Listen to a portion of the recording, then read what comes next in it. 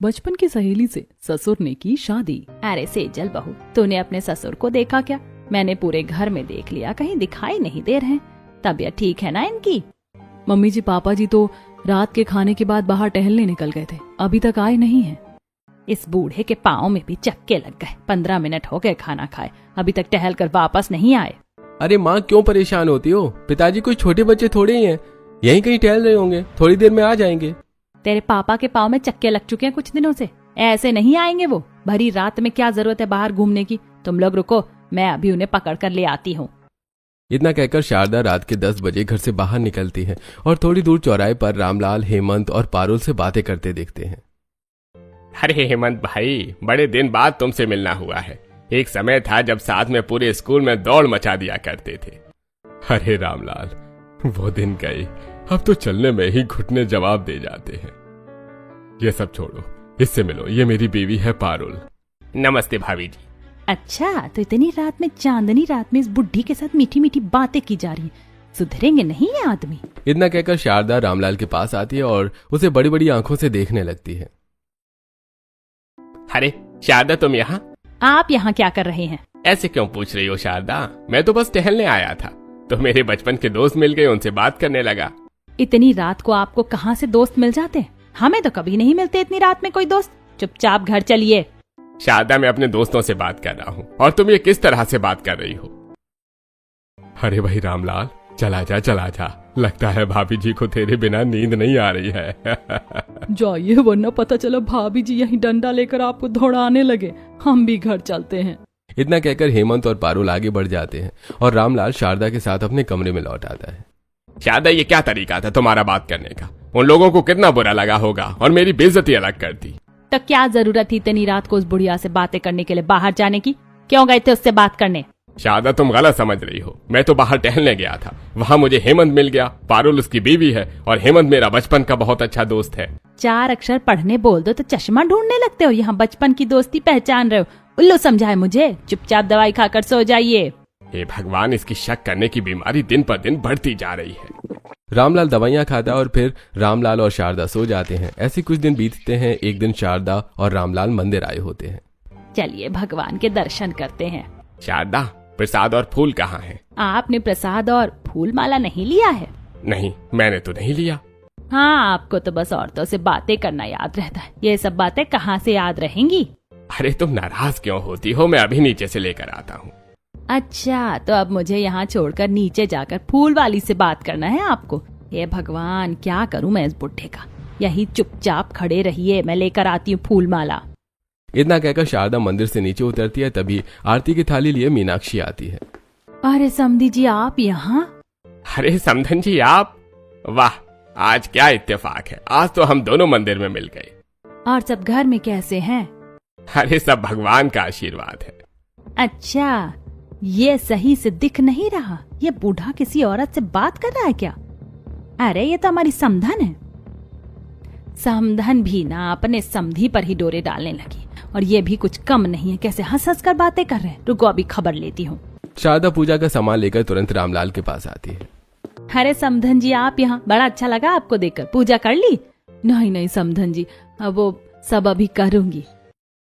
जी तो पहले आप कर लीजिए, फिर हम कर लेंगे। अरे परिवार ही तो है, चलो साथ में कर लेते हैं हम। चुपचाप खड़े रहेंगे या नहीं? लगता है समधन जी को मेरे साथ पूजा करना पसंद नहीं है। आप लोग बातें कीजिए, तब तक मैं पूजा कर लेती हूँ। इतना कहकर मीनाक्षी पूजा करने चली जाती है और भगवान के दर्शन करने लगती है। फिर शारदा और रामलाल भी भगवान के दर्शन करके घर चले आते हैं। अरे शारदा, ये क्या तरीका था समधन जी को घूर कर देखने का? उन्हें कितना बुरा लगा होगा। मेरी गलती है, वो ही आई थी ना मंदिर में तुमसे बात करने। मम्मी जी, मम्मी मंदिर में पूजा करने आई थी, इत्तेफाक से आप लोगों से मिल गई। कोई इत्तेफाक नहीं है। मुझे तो अपनी समधन से ही सबसे ज्यादा डर लगता है, कहीं तेरे ससुर उनसे शादी ना कर बैठे किसी दिन। क्या मम्मी, तुम कुछ भी कहती हो। चलो मैं साथ चलती हूँ, तुम अपने कमरे में चलो।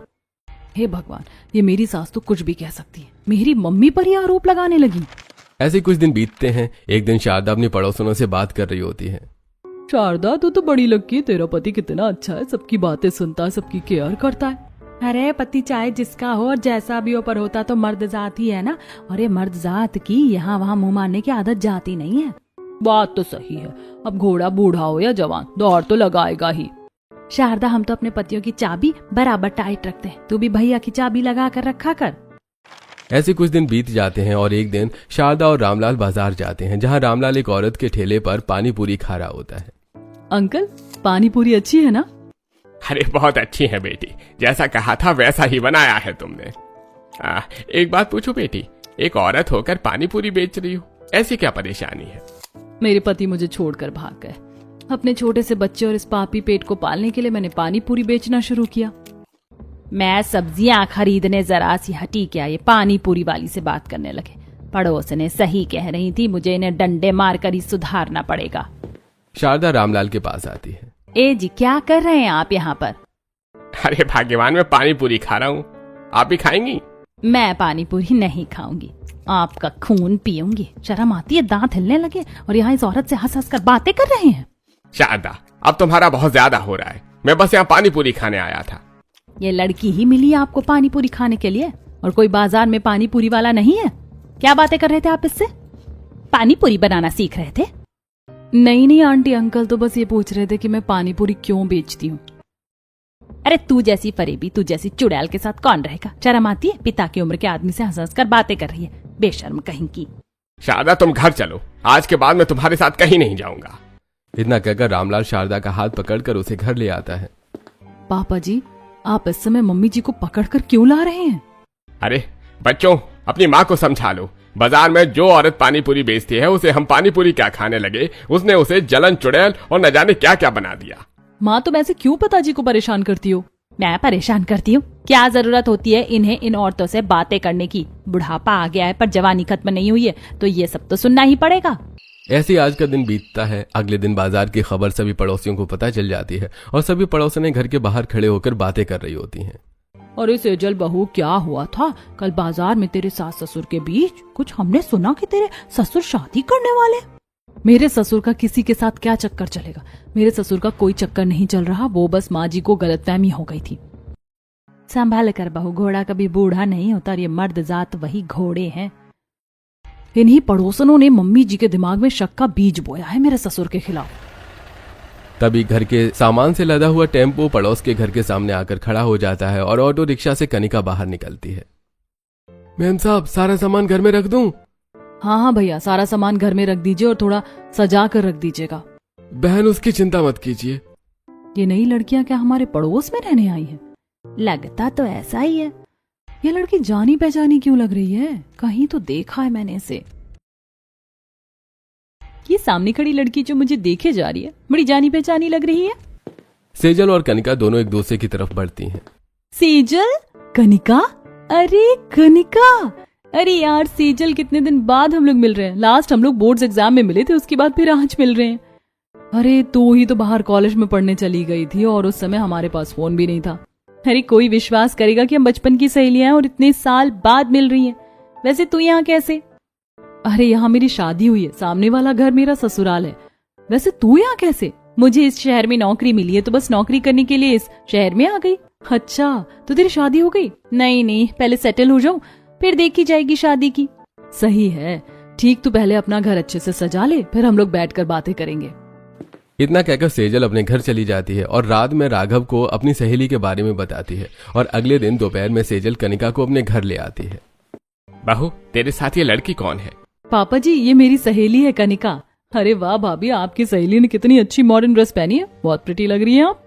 Thank you. तुम प्रीति हो ना सेजल की नंद? हाँ। बहू, तू अपनी सहेली को यहाँ क्यों लेकर आई है?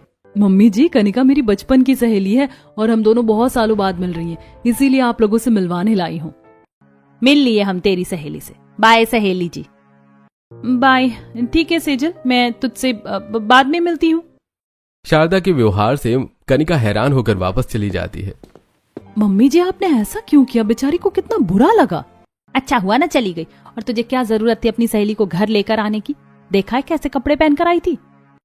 मम्मी जी, आजकल तो सभी लड़कियां ऐसे ही कपड़े पहनती हैं। बहुत जरा सी भी अकल नहीं है तुझमें। घर में तेरा जवान पति है, तेरे बुजुर्ग ससुर है, उनके सामने अपनी सहेली को लेकर आ रही है। अब उसे घर में मत लेकर आना। अच्छा हुआ मैंने उसे भगा दिया। इस बूढ़े की तो मुस्कान ही नहीं रुक रही थी बहू की सहेली को देखकर। ऐसे कुछ दिन बीतते हैं। एक दिन कनिका कटोरी लेकर सेजल के घर आती है। अरे कनिका, तू कटोरी लेकर क्यों आई है? चीनी खत्म हो गई है, थोड़ी चीनी देना। अरे छोड़ चीनी भी नहीं, आज हम लोग बैठकर बातें करेंगे। पापा जी, आपके पास हमारी फैमिली एल्बम है ना, जरा उसे लेकर आइए ना, कनिका को दिखानी है। बहू तुम अपनी सहेली को कमरे में ले जाओ, मैं एल्बम लेकर आता हूँ। सेजल कनिका को लेकर अपने कमरे में आ जाती है। तभी रामलाल भी एल्बम लेकर कमरे में आता है। ये देख, ये हमारी शादी की तस्वीर है। ये हैंडसम मुंडा कौन है? अरे ये तो मैं हूँ, ये मेरी जवानी के दिनों की फोटो है। ओ माय गॉड, आप कितने हैंडसम थे। आजकल तो ऐसे हैंडसम लड़के दिखते ही नहीं। मैंने कितने लड़के देखे शादी के लिए, मुझे एक भी ऐसा हैंडसम लड़का नहीं मिला। कनिका की बातें दरवाजे के पीछे छुपी शारदा सुन रही होती है। हे भगवान, बहू की बचपन की सहेली तो मेरे बुढ़े पर ही डोरे डाल रही है। कहीं ये मेरे बुढ़े से तो शादी नहीं करना चाहती, और मेरे बुढ़ऊ भी कुछ कम नहीं, अपनी जवानी की फोटो दिखा रहे हैं, शादी की फोटो नहीं दिखा रहे हैं। ऐसी कनिका और सेजल कुछ देर बातें करती हैं।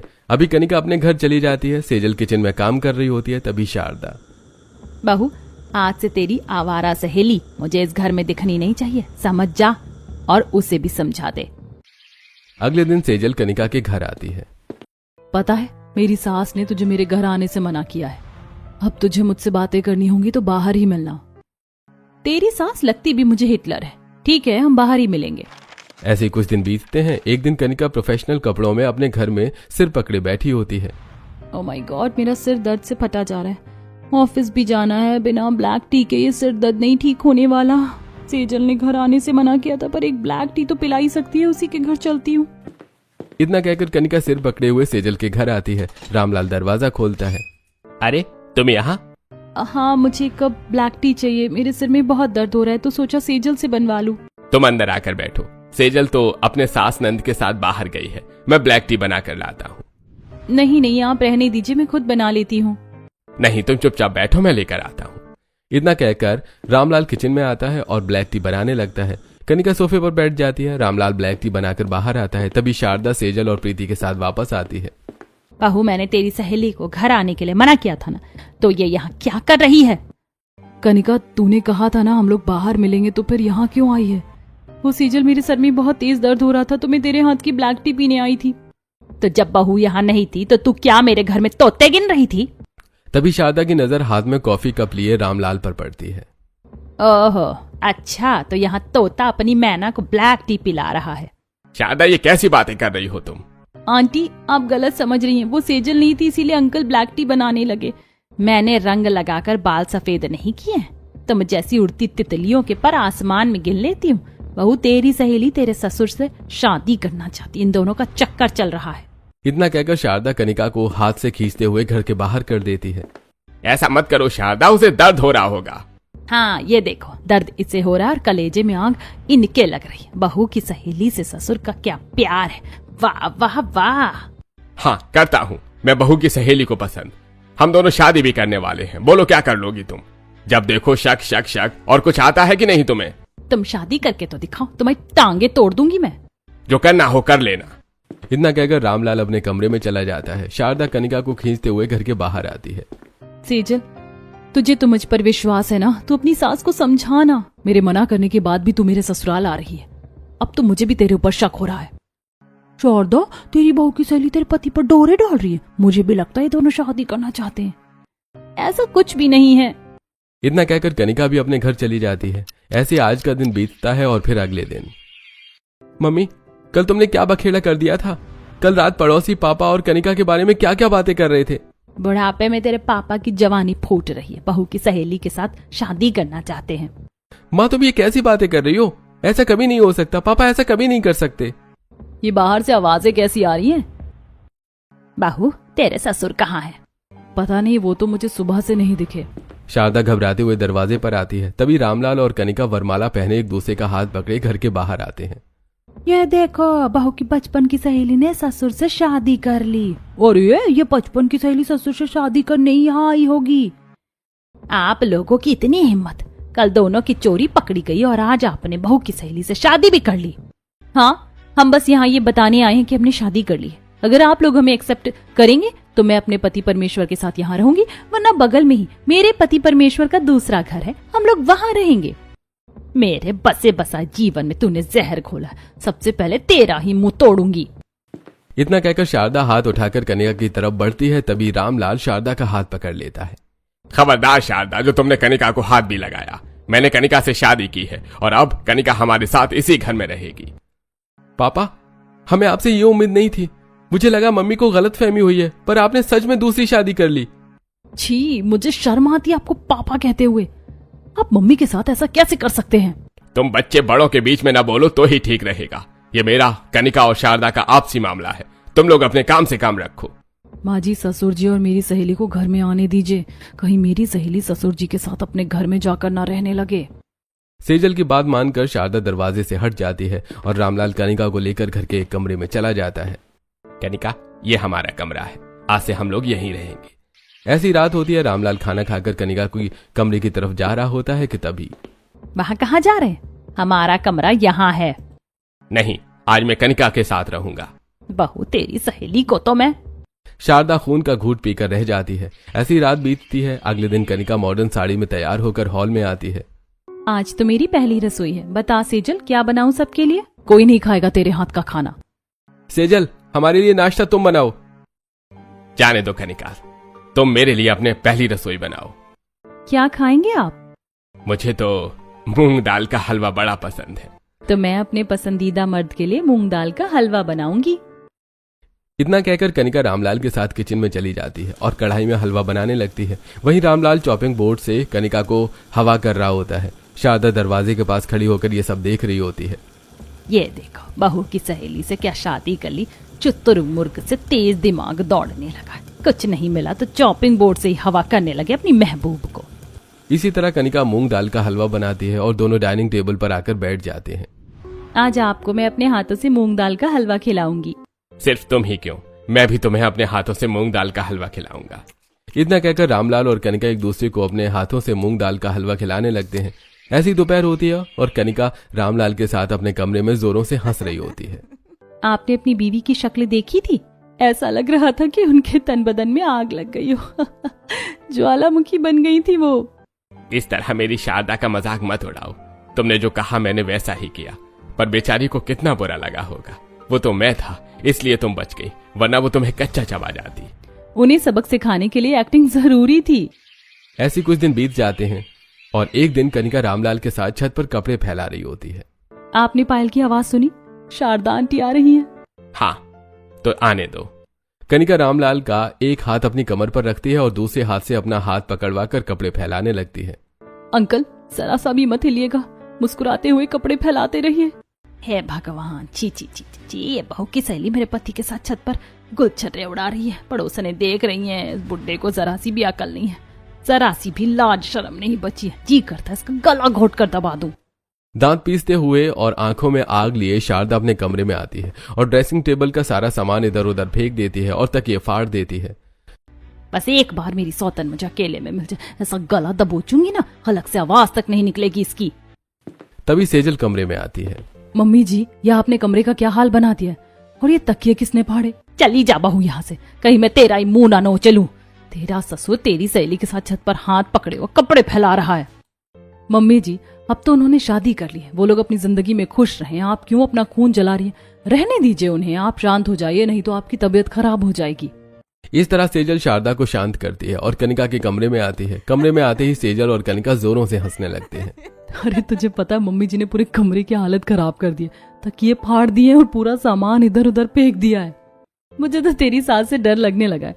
अब हमेशा मैं अंकल के साथ ही रहूंगी। अब तो तुम लोग शारदा को बता दो कि हमने शादी नहीं की है। ये सब एक प्लानिंग है।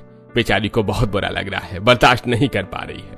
नहीं अंकल, अभी नहीं। अभी आंटी को रियलाइजेशन नहीं हुआ है कि वो आप पर बहुत ज्यादा शक करती हैं। कनिका बेटी, तुमने शारदा को सबक सिखाने के लिए मेरी और तुम्हारी नकली शादी का जो ढोंग रचाया, ये कब तक चलाना पड़ेगा? और तुम ऐसी ऐसी हरकतें करवाती हो कि मुझे शर्म आ जाती है। डोंट वरी अंकल, एक्टिंग करते समय ये सब करना पड़ता है। हर बस लोहा गर्म होने की देरी है, उसके बाद एक चोट और एक्टिंग खत्म। ऐसे कुछ दिन बीतते हैं और एक दिन रामलाल कनिका के हाथों में हाथ डाले हुए हॉल में आता है। बूढ़े घोड़े और जवान हंस की जोड़ी कहाँ जा रही है? मैं अपने हैंडसम पति के साथ बाहर घूमने जा रही हूँ, फुल डे डेट पर। अरे आज हम लोग शॉपिंग करेंगे, मूवी देखेंगे और फिर रेस्टोरेंट में जाकर खाना खाएंगे। इतना कहकर रामलाल कनिका के साथ बाहर निकल जाता है।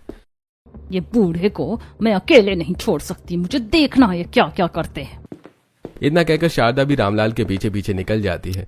थोड़ी देर में रामलाल और कनिका एक शॉपिंग में मॉल में पहुंचते हैं। शारदा छुपकर उन्हें देख रही होती है। रामलाल जी बताइए ना, ये डिजाइनर साड़ी मेरे ऊपर कैसी लग रही है? अरे तुम तो कुछ भी पहनो, तुम बहुत प्यारी लगती हो। नहीं, मुझे आपकी पसंद की, आपकी फेवरेट कलर के ही कपड़े पहनने हैं। आप अपनी पसंद और अपना फेवरेट कलर बताइए ना। मेरी पसंद हो तुम तो। वैसे रंग में मुझे लाल रंग बहुत पसंद है, तुम ये लाल रंग की डिजाइन की साड़ी पहनो। आज तक इस आदमी को पार वाली साड़ी और बनारसी साड़ी में अंतर नहीं समझ आया, और यहाँ इसके लिए डिजाइनर साड़ियां पसंद की जा रही हैं।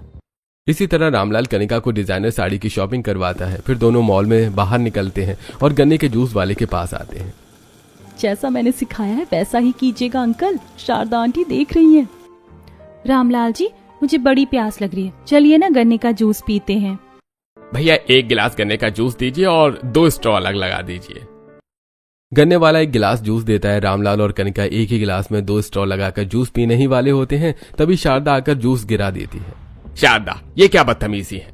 मुंह में दांत नहीं है, स्ट्रॉ लगाकर बहू की सहेली के साथ 1 गिलास से जूस पी रहे हो, शर्म आती है?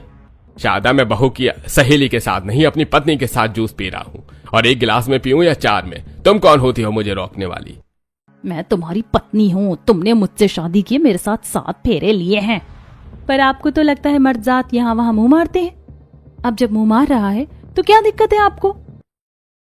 कनिका की बात सुनते ही शारदा कनिका की ओर बढ़ती है, तभी रामलाल शारदा को रोक लेता है। ऐसे ही आज का दिन बीतता है और रात में सेजल, रामलाल और कनिका अपने कमरे में बातें कर रहे होते हैं। क्या सच में माँ जी ने जूस छीन लिया था? मुझे तो पता ही नहीं था कि शारदा इतना भी चल सकती है कि मेरा पीछा करने लगेगी। अंकल लोहा गर्म हो गया है, यही मौका है हथौड़ा मारने का। अब कल दोपहर में हमें अपने मास्टर प्लान पर काम करना है। प्लान याद है ना आप सभी को? हाँ हाँ कनिका बेटी, मुझे सारा प्लान अच्छी तरह से याद है। वहीं दूसरी तरफ शारदा फोन पर गंगा देवी से बात कर रही होती है। हाँ हाँ शारदा बहू बोल, मुझे कैसे याद किया? माँ जी आप अपने बेटे को समझा लीजिए, उसने मेरा जीना आराम कर रखा है। अरे बहू ऐसा क्या कर दिया मेरे बेटे ने, बता तो सही। मैं बता नहीं सकती वो मेरे साथ क्या क्या कर रहे हैं, आप खुद ही गांव से आकर देख लीजिए। इतना कहकर शारदा फोन रख देती है। ऐसे ही आज का दिन बीतता है। अगले दिन दोपहर में शारदा अपने कमरे में घूम रही होती है। सुबह से मैंने अपने बिना लगाम वाले बूढ़े घोड़े और बहू की सहेली पर नजर नहीं रखा, जरा देखूं तो ये दोनों तोता मैना क्या कर रहे हैं। इतना कहकर शारदा चुपके से कनिका के कमरे के बाहर आती है और कमरे में झांकने लगती है, जहां रामलाल अपने हाथों में सोने का मंगलसूत्र लिए कनिका के साथ बैठा होता है। रामलाल जी ये मंगलसूत्र किसके लिए? कनिका ये मंगलसूत्र मैं तुम्हारे लिए बनवा कर लाया हूँ। हमारी शादी तो कोर्ट मैरिज हुई थी ना, इसलिए मैंने तुम्हारे लिए ये सोने का मंगलसूत्र बनवाया है। आपने इतने प्यार से मेरे लिए मंगलसूत्र बनवाया है तो अपने हाथों से मुझे पहना भी दीजिए। अब पानी सर से ऊपर हो गया, ये मेरी सौतन को मंगलसूत्र पहनाएंगे, ऐसा मैं हरगिज नहीं होने दूंगी। रामलाल कनिका को मंगलसूत्र पहनाने के लिए हाथ आगे बढ़ाता है, तभी शारदा कमरे में आती है और झपट्टा मारकर मंगलसूत्र छीन लेती है। शारदा मंगलसूत्र वापस करो, यह मंगलसूत्र कनिका का है। आपके नाम का मंगलसूत्र पहनने का हक सिर्फ मेरा है, और आज आपने यह किसी और को देने की कोशिश करके पानी गले से ऊपर कर दिया है। अब मैं नहीं डरती किसी से, जो करना होगा कीजिएगा। इतना कहकर शारदा तुरंत कनिका को थप्पड़ मार देती है। क्या रे कल मुही नास पीटी चुड़ैल डायन, तू मेरे पति के हाथ से मंगलसूत्र पहनना चाहती है? तेरे हाथों को तोड़कर हार बनाकर तेरे गले में टांग दूंगी। खबरदार दोबारा मेरे ऊपर हाथ उठाया तो भूल जाऊंगी कि उम्र में आप मुझसे बड़ी हैं। चुपचाप मेरा मंगलसूत्र वापस कीजिए। मंगलसूत्र चाहिए ना तुझे? चल मैं तुझे तेरा मंगलसूत्र देती हूँ। इतना कहकर शारदा कनिका को बालों से पकड़ती और घसीटती हुई हॉल में लेकर आती है। शारदा खबरदार, जो तुमने कनिका को कुछ कहा तो छोड़ दो उसे। क्या हुआ माँ, तुम इतने गुस्से में क्यों हो? और ये क्या किया कि तुम इसके बालों को पकड़कर इसे घसीटते हुए ला रही हो? हाँ माँ क्या किया इसने? तुम लोग कहते हो ना तुम्हारे पापा बड़े अच्छे, ऐसा कुछ नहीं कर सकते। ये देखो इसे मंगलसूत्र पहनाने जा रहे थे तुम्हारे पापा। हाँ पहनाऊंगा मैं अपनी कनिका को मंगलसूत्र। ठीक है पहनाइए आप मंगलसूत्र, मैं भी देखती हूँ कैसे पहनाते हैं आप इसे मंगलसूत्र। डंडे से बार बार कर इसकी टांगे तोड़ दूंगी और आपकी भी टांगे तोड़ दूंगी। इतना कहकर शारदा मंगलसूत्र रामलाल के हाथ में पकड़ाती है और एक बड़ा सा डंडा लेकर आती है। आंटी आंटी मुझे डंडे से मत मारियो, मैं आपके पति से प्यार नहीं करती और हमने एक दूसरे से शादी भी नहीं की है। अरे सेजल तू बोल ना, मैंने तेरे ससुर से शादी नहीं की है। अच्छा, डंडा देख के शादी का भूत उतर गया। अब डंडा पड़ेगा तब अकल और अच्छे से ठिकाने आएगी। इतना कहकर शारदा कनिका पर डंडे से हमला करने के लिए हाथ उठाती है। तभी गंगा देवी आकर डंडा पकड़ लेती है। अच्छा हुआ माँ जी आप आ गई, छोड़िए डंडा। आज मैं इसे डंडे से मारकर आपके बेटे और इस रंगीन तितली दोनों के होश ठिकाने लगा दूंगी। अरे बहू, पर तुझे मेरे बेटे और इस लड़की को डंडे से मारना क्यों है? क्या किया है इन्होंने? माँ जी पता है आपको, आपके बेटे ने बहू की सहेली से शादी की है। रामलाल, तूने बहू की सहेली से शादी की है? पर तूने ऐसा क्यों किया? माँ जी और किस लिए किया, बुढ़ापे में जवानी उमड़ रही है और सारी गलती बहू की सहेली की है। उसी ने मेरे पति को बहकाया है। नहीं माँ जी, ऐसा नहीं है। ससुर जी और मेरी सहेली ने शादी नहीं की है। ये क्या कह रही हो सेजल तुम? हाँ भाभी, पापा और आपकी सहेली हमारे सामने शादी करके आए। बहू, अपनी सहेली को बचाने के लिए हमसे झूठ मत बोल। तेरी सहेली तेरी वजह से इस घर में आई थी। अगर इनकी शादी करवाने में तेरा हाथ भी शामिल रहा तो मैं तेरे हाथ भी तोड़ दूंगी। माँ जी अब आप बताइए मैं क्या करूं? बहू, ये तो तेरी बात हुई, अब एक बार मेरे बेटे, इस लड़की और बहू की भी बात सुन ले। क्या बात सुनना बचा है? ये लोग साथ में घूमते हैं, साथ में खाना खाते हैं, एक घर में एक कमरे में रहते हैं। अब मैं इनकी क्या बात सुनूं? शांत हो जा शारदा बहू और सेजल बहू, सारी सच्चाई अच्छे से अपनी सास को और हम सबको सच सच बताओ। मम्मी जी, मैं अपने सुहाग की कसम खाकर कहती हूँ, मेरी सहेली और ससुर जी ने आपस में कोई शादी नहीं की है। ये बस एक एक्टिंग है। हाँ आंटी, मैंने अंकल से शादी नहीं की है। अंकल सिर्फ और सिर्फ आपके पति हैं। मैं क्यों यकीन करूं तुम लोगों का? हाँ भाभी, आप ये सब क्या कह रही हैं? पहले पापा शादी करके आए और अब आप कह रही हैं कि इन्होंने शादी नहीं की है। मैं बताती हूँ। आधी रात को सेजल और रामलाल कनिका के घर आए होते हैं। क्या हुआ कनिका, तूने रात के 2 बजे मुझे मेरे ससुर जी के साथ अपने घर पर क्यों बुलाया है? तेरी सास की प्रॉब्लम क्या है? वो इतना शक क्यों करती हैं? कनिका बेटी, शारदा हमेशा से ऐसे ही शक करती है। और पड़ोसियों ने भी माँ जी के दिमाग में शक का बीज बोया है कि हर मर्द इधर उधर मुंह मारता है, चाहे किसी भी उम्र का हो। अब तेरी सास के मन से ये शक निकालना पड़ेगा। उन्हें समझाना पड़ेगा कि अंकल उनसे कितना प्यार करते हैं और इस तरह किसी पर भी शक करना गलत है। पर हम ये करेंगे कैसे? आपको मेरे साथ शादी की एक्टिंग करनी पड़ेगी। उन्हें शक है ना कि मैं आपसे शादी करना चाहती हूँ, तो अब हम नकली शादी करेंगे और उनके शक को सच बनाकर उन्हें सबक सिखाएंगे कि शक करना गलत है। देखा शारदा बहू, ये सब तेरे शक करने का ही नतीजा था। आप लोग सच कह रहे ना, ये सब सच में एक्टिंग थी ना? आपने बहू की सहेली से शादी नहीं की है ना? ये भगवान, मेरा सुहाग बच गया, तेरा बहुत बहुत धन्यवाद। बहू एक बात सोच, तेरे शक की वजह से इतना बड़ा ड्रामा खड़ा हो गया। कहीं तेरे शक से परेशान होकर रामलाल और सेजल बहू की सहेली ने सच में शादी कर ली होती, तब तेरा क्या होता? मुझे माफ कर दीजिए, आज से मैं अपने पति पर कभी शक नहीं करूंगी। आप भी मुझे माफ कर दीजिए, मुझसे बहुत बड़ी गलती हो गई। और कनिका बेटी, तुम भी मुझे माफ कर देना। मैंने तुम्हें क्या कुछ नहीं कहा और ना जाने कितनी जल्ली कटी सुनाई है। कोई बात नहीं आंटी, ये सब तो मैंने आपकी आंखें खोलने के लिए ही किया था। और शारदा, तुम्हें मुझसे माफी मांगने की कोई जरूरत नहीं है।